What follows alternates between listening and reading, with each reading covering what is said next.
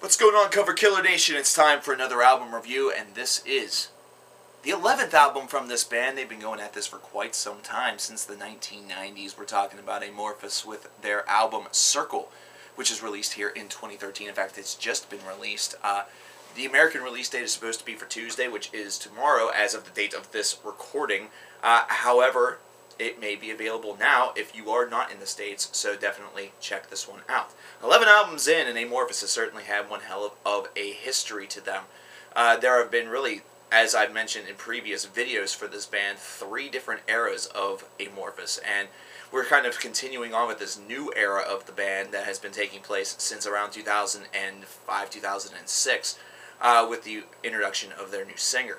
And with this album, with this release, instead of having the lyrical content coming from a Finnish national epic, instead it is a personal story that has been written, an original story that has been written by their primary lyric writer, which is one that is more about a gentleman that has had kind of a negative hand dealt to him in his life. You know, it's one of those kind of stories where you look upon this person and think, man, they have just had it really, really rough. However, through a really negative experience, through an accident, through something negative that has happened, the true power that this person really holds starts to expose itself. It's definitely a survival story. It's definitely more of a, redemption story, something where the underlying theme, you could definitely say, is that there is power that exists in each and every one of us. It is up to us to find it, and sometimes that discovery can come whenever it seems the darkest. Now, throughout the past couple of albums, Amorphis has received numerous amounts of praise. In fact, this is a band that has been highly praised for most of their career, for their innovation, not to mention their way in which they kind of blur the line between having a more deathy vocal feel to them as opposed to a more progressive, a more, artistic side to them. And this is an album where that continues. We definitely hear some prominent death growls on some of the tracks, and it's something that's more consistent and something that you hear a little bit more on these particular songs. It's almost like a little bit of a dividing line. If there's a song that starts off with death vocals, there is a principal feeling that it's going to be primarily the only type of vocals that are going to be used on that song. Whereas the others, we still have those, very soft, very melodic, very, very easy to fall in love with, clean vocals that have really just evoked so much positivity toward Amorphis over the past couple of albums.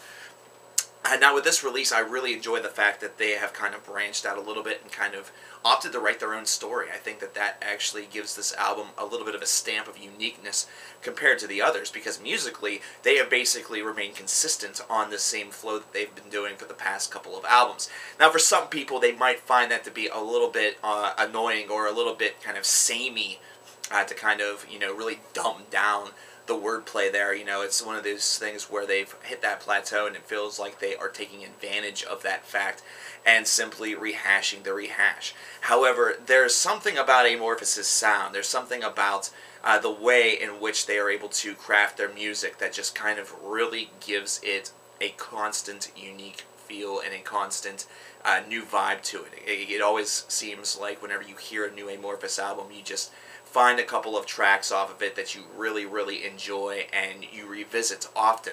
And you're going to find many opportunities for that on this album. It's 9 tracks in length, unless you get the special edition that has the 10th track, which is a bonus track.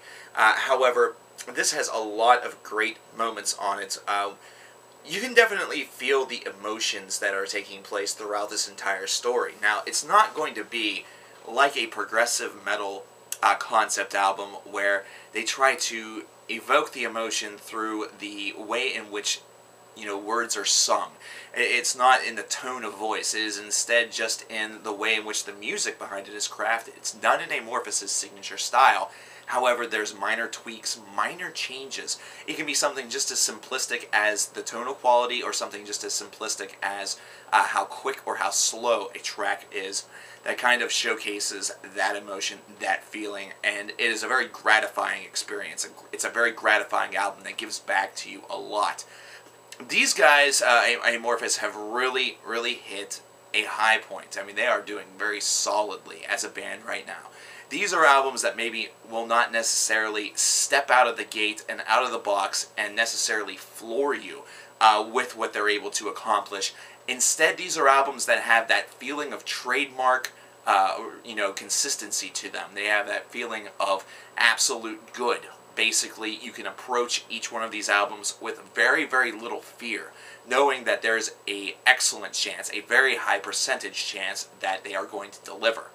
And whenever you listen to the first single, Hopeless Days, you start to recognize that this is just another case like that. I mean, you don't have anything to fear whatsoever. We've been talking a lot about fear and apprehension on this channel for the past couple of days with the Black Sabbath and Megadeth new singles coming out. We've talked a lot about how fear and apprehension sometimes play a part in how we approach an album whenever it is set to come out.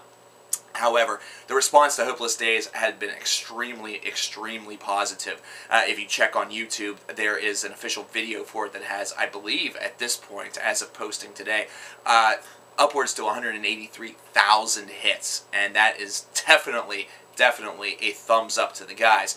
And there are some videos of theirs that eclipse the million mark. So Amorphis is certainly a band that has a tremendous international appeal, not to mention has a very, very dedicated fan base, and it really is a reflection of the music that they're able to make, and just how being a very consistent band, being a very strong band, and being a band that doesn't necessarily rest on their laurels and doesn't really, fuck with things way too much to the point where it really distances a lot of people, really has come and played to their benefit.